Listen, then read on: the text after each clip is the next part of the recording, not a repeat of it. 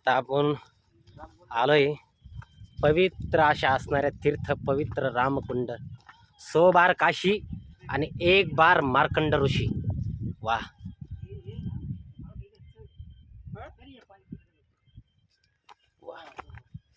तसं नाही महाराज, हे उगमस्थान हे आहे चढ असतो ना. रामकुंड. आणि काल तुम्ही कुठलं सांगितलं? पवित्र अशा असणाऱ्या रामकुंडाचं दर्शन तुम्हाला आपण घडवतोय. इथे पाणी रामकुंडाचं आणि हे पाणी चढायला चढत जातं. हो, काल कोण म्हणलं, कोणी आंघोळ तुम्हाला केली? सर्व दर्शन या ठिकाणी घडवतोय. रामकुंडावरती इथं तुम्ही बघू शकता, अतिशय निवांत दर्शन तुम्हाला घडवतोय. सर्व नाथ संप्रदायातील सर्व माझ्या नाथप्रेमींकरता हा व्हिडिओ खऱ्या अर्थानं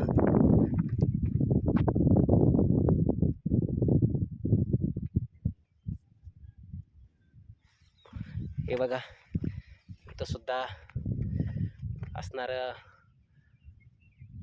मूर्त्या या ठिकाणी आपल्याला बघायला मिळत आहेत.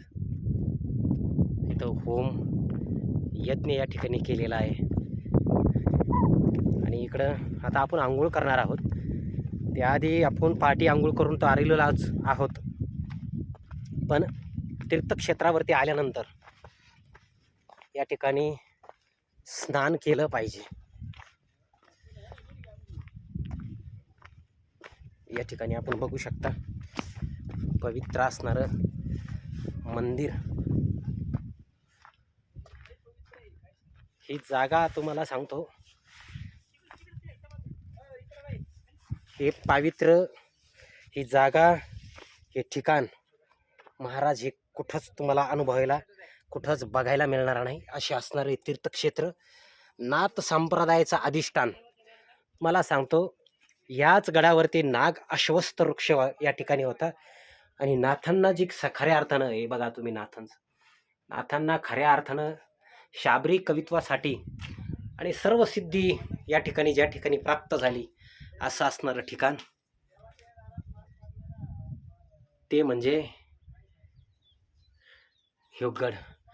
अतिशय आनंद होतोय सांगताना आणि मन भरून येतंय. आम्ही पण नाथ भक्त आहोत, पण ही जागा मन प्रसन्न करून टाकणारी. समोर आपण बघू शकता आई सप्तशृंगी मातेचं मंदिर. आईचं मंदिर. आणि या मंदिराच्या या पठारावरती आपण या ठिकाणी आलेलो आहोत. हे पावित्र्य, ही जागा